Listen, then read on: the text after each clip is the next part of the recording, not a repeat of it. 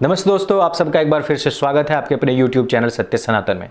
मैंने 2 साल पहले ये बात कही थी कि ज़कात फाउंडेशन पूरी दिल्ली ही नहीं पूरे देश के अंदर रोहिंग्याओं को, बांग्लादेशियों को बसाने का कार्य कर रही है।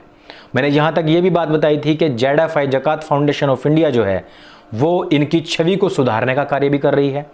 यह भी बताया था कि बांग्लादेशी घुसपैठियों को यहाँ पर हर तरीके के कागज मुहैया कराने का कार्य इनके नेतागण करते हैं और ये नेता बनते ही इसलिए हैं ताकि ये मुसलमानों को यहाँ पर बसा सकें, अवैध रूप से आए हुए मुसलमानों को स्प्रेड कर सके, जगह जगह पर छिटका सके, मस्जिदों में बसा सके, उनके पेपर्स तैयार करवा सकें। और 2 साल के बाद में अब आकर के एक रिपोर्ट आई है जिसको मैं आपको सुनाऊंगा, बताऊंगा। ये वीडियो बहुत महत्वपूर्ण होने वाली है, इसको अंत तक अवश्य देखिए। अच्छी लगे तो सबके साथ में शेयर भी अवश्य कीजिए। दोस्तों, आप सभी ने कहा था कि किस प्रकार से हम आपको डोनेट कर सकते हैं। पिन कमेंट में मैं एक लिंक दे रहा हूं, वहां पर आप जितने भी प्रकार हैं, चाहे वो UPI हो, नेट बैंकिंग हो या कार्ड से हो, वहां से आप सत्य सनातन को डोनेट कर सकते हैं।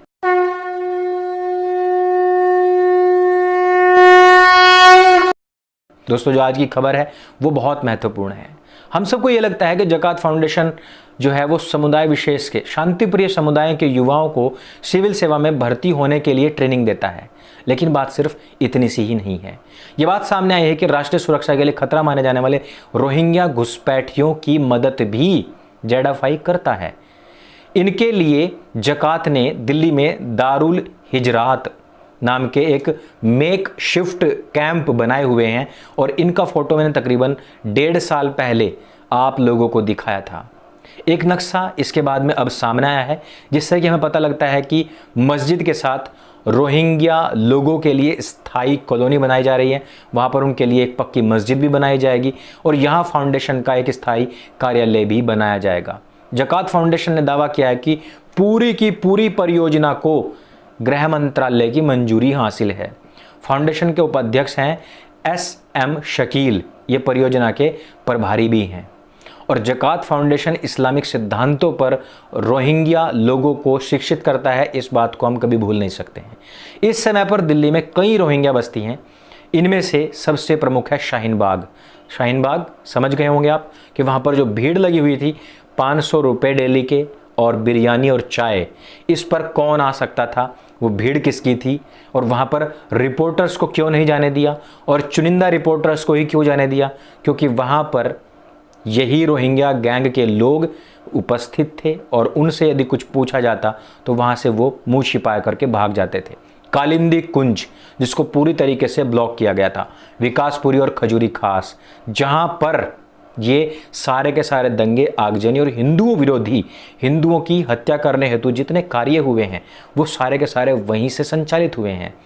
पूरे देश के लिए खतरा है रोहिंग्या कौम, लेकिन इसको कौन बढ़ावा दे रहा है? ZFI। और ZFI पैसा कैसे इकट्ठा करता है? जब आप किसी मुसलमान के यहाँ से कोई सामान खरीदते हैं तो वो उस पूरी रकम का 2.5% ZFI को देता है और ये हम खुद आर्थिक बहिष्कार ना करके इन लोगों को पैसा देते हैं। और वो क्या करते हैं? वो कालिंदी कुंज को ब्लॉक कराते हैं, शाहीन बाग में आगजनी करवाते हैं, खजूरी खास में आगजनी करवाते हैं और एक एक घर से अंकित शर्मा को निकाल करके चाकू से गोद करके और फेंक देते हैं नालियों में। ये एक लंबी फहरिस्त है। इसमें आप किसी भी घटना को पकड़ करके किसी संस्था को यदि पकड़ना चाहेंगे तो डायरेक्ट कोई कनेक्शन नहीं मिलेगा। हालांकि PFI का सीधा कनेक्शन मिला और वो धरी गई। आगे मैं बढ़ता हूँ। इनमें से कुछ क्षेत्रों में फरवरी के महीने में राष्ट्रीय राजधानी को सांप्रदायिक दंगों के दौरान बड़े पैमाने पर हिंसा करते हुए भी देखा गया था। हमने सबसे पहले ज़कात फाउंडेशन की खतरनाक विचारधारा और विदेशों में इस्लामिक संगठनों और रेडिकल इस्लामिक उपदेशक जाकिर नाइक से इसके कनेक्शन की रिपोर्ट भी देखी थी। वो नागरिकता संशोधन अधिनियम और यूनिफॉर्म सिविल कोड के भी विरोधी हैं। हाल ही में ज़कात फाउंडेशन शरिया काउंसिल के सदस्य कलीम सिद्दीकी का एक वीडियो भी आया था, जिसके ऊपर हमने वीडियो भी बनाया था। वो सोशल मीडिया पर बहुत वायरल भी हुआ था और उसमें कलीम सिद्दीकी ये कहता हुआ सुनाई देता है कि वो हिंदुओं को इस्लाम में परिवर्तित होने की दावत देता है और मुसलमान में ही इस हिंदुओं को कन्वर्ट हो जाना चाहिए, क्योंकि वे इस्लाम नहीं कबूल करेंगे तो उन सब लोगों को अल्लाह नरक की जहन्नम की आग में जलाएगा। अर्थात डरा धमका करके इस्लाम में कन्वर्ट करने का कार्य कलीम करता है। और ये कौन है? ये जेडाफाई का सदस्य है। वीडियो में कलीम हिंदू धर्म में होने वाले जो अंतिम संस्कार की क्रिया है उस पर भी बहुत सारे सवाल खड़े करता है और उदाहरण देकर के समझाना चाहता है कि क्यों हिंदुओं को इस्लाम कबूल करना चाहिए, क्योंकि वो जहन्नम की आग से खुद को बचा नहीं पाएंगे। जबकि मैंने खुद बताया था कि जब ये जो कहते हैं ना कि हम लोग तो सारे के सारे जन्नत में जा रहे हैं, इनकी जो किताबें हैं, जो किताबें हवाइयाँ हैं, वो कहती हैं कि केवल और केवल एक फिरका जाएगा 73 में से, यानी कि जो कलीम है ये भी खुद भी जन्नत नहीं जाएगा, ये भी जहन्नम में सड़ेगा। एक फिरका जाएगा, कौन सा फिरका जाएगा वो भी अभी तक फिरकी ली जा रही है, कुछ भी क्लियर नहीं है। दूसरी चीज कि इनको कब्रों से उठाया जाएगा, अर्थात जिनका दाह संस्कार हो जाएगा उनसे इनका कोई मतलब नहीं है।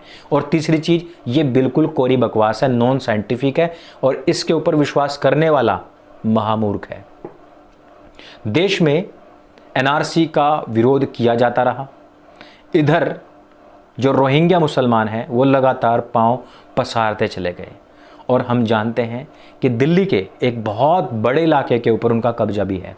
मदनपुर खादर में इन रोहिंग्या मुसलमानों ने 5.2 एकड़ जमीन को अवैध रूप से कब्जा कर रखा है। और ये क्या कहते हैं कि इसके ऊपर हमने गृह मंत्रालय की रिपोर्ट ले ली है।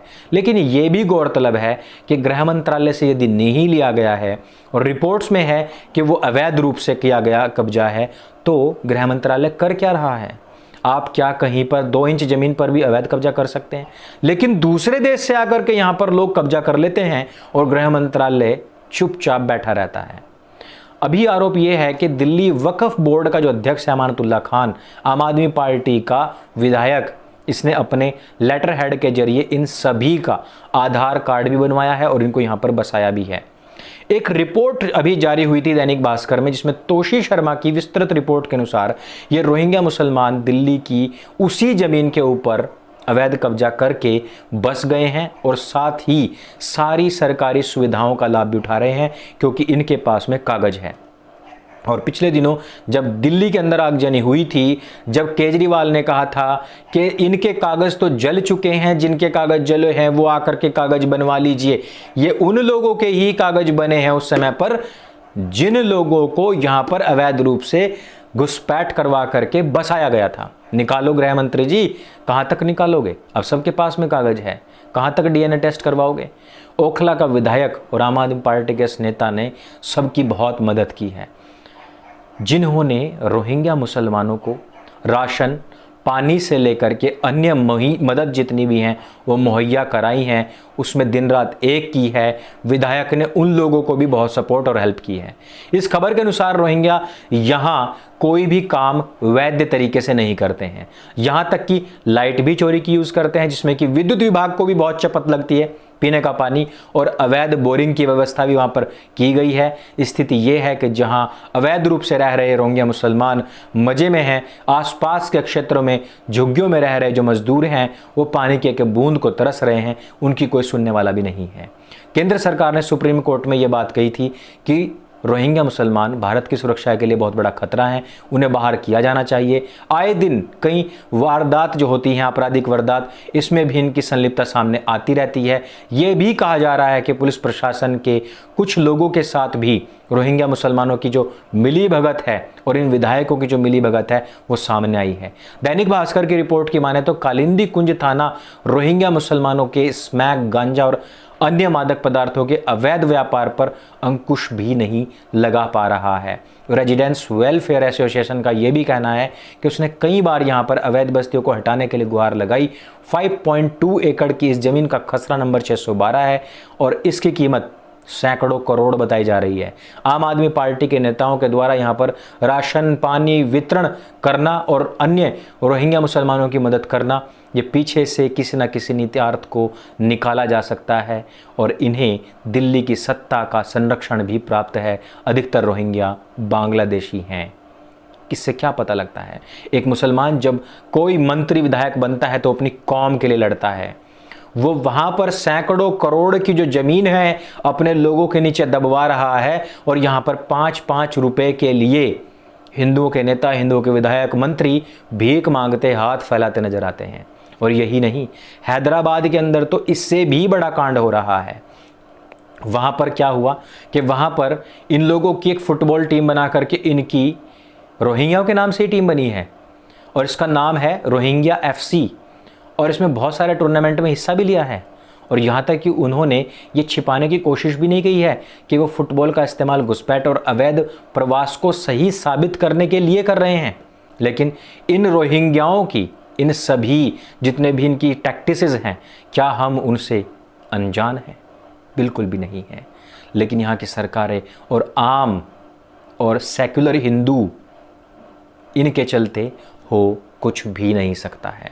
इस मिली भगत के चलते हो कुछ भी नहीं सकता है। तो धीरे धीरे एक बार फिर से जो लोग कहते हैं कि भैया हमारी तो अरबों साल पुरानी सभ्यता है, आज तक नष्ट नहीं हुई, वो शायद भूल जाते हैं कि ईरान गया, इराक गया, अफगानिस्तान, पाकिस्तान, बांग्लादेश, नेपाल, भूटान और इधर से म्यांमार भी चला गया, पूरा का पूरा हिस्सा चला गया, बांग्लादेश चला गया और यहाँ केरल चला गया, पश्चिम बंगाल चला गया, उत्तर प्रदेश के बहुत सारे हिस्से चले गए, इधर से पंजाब छिटक रहा है, जो हरियाणा क्षेत्र है उसके बहुत सारे एरियाज़, मेवात जैसे पूरी तरीके से पाकिस्तान में कन्वर्ट हो चुके हैं। और तादाद इनकी जनसंख्या तो बढ़ ही रही है, साथ ही साथ घुसपैठियों की जनसंख्या बढ़ रही है। तो आप लोग अपने घर में वही चिलम तमाकू लेकर के बैठते रहिए, वही अपना घोटा लगाते रहिए, टीवी देखते रहिए और देश इसी तरीके से दूसरों की बागडोर के नीचे जाता रहेगा। इस वीडियो में सिर्फ इतना ही। यदि वीडियो आपको अच्छी लगे, सचेत करने वाली लगे, तो इसको सबके साथ में शेयर अवश्य कीजिए। ये जो आपका चैनल है इसको सपोर्ट कीजिए। पिन कमेंट में मैं लिंक दे रहा हूँ, जो डोनेट कर सकते हैं, जो वहाँ पर कुछ हेल्प कर सकते हैं तो वहाँ से भी हेल्प कर सकते हैं। मेरे संग बोले सत्य सनातन वैदिक धर्म की जय। जय हिंद, वंदे मातरम।